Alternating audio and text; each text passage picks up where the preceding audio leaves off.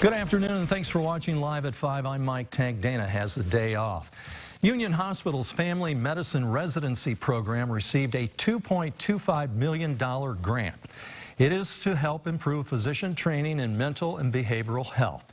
Jen Thompson sat down with Amber Caddick, a behavioral science faculty member with the program, and learned there is an increasing need for these services in the community. Jen. Mike, Craddock told me that our community struggles when it comes to access to mental health care, and the wait list to these services can be many months long. She says this grant should better educate physicians and give them the tools they need to intervene while on the front line.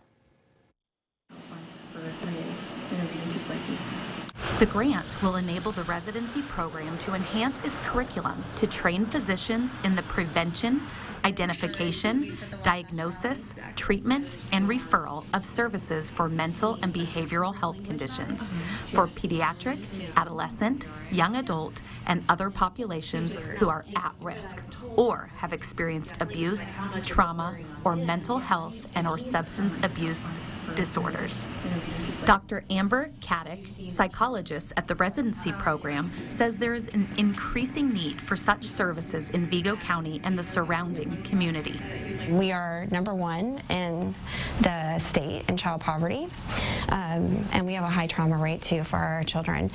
This grant will allow the physicians to be better prepared to bridge the gaps so they can be a part of the solution. This grant will hopefully better educate our physicians in how to spot children who need extra help and extra support, and also give our docs the tools they need to intervene to help kind of on the front lines. The initiative will collaborate with many community organizations, including clinical, social services, educational, and judicial partners. The residency hopes to retain doctors to serve in the Wabash Valley. We don't realize a lot of times our area is medically underserved. If you think about it, a lot of people have to drive to Indianapolis to get the specialty care they need, and we're hoping to reverse that and create really competent, strong doctors who are compassionate that stick around in the Wabash Valley.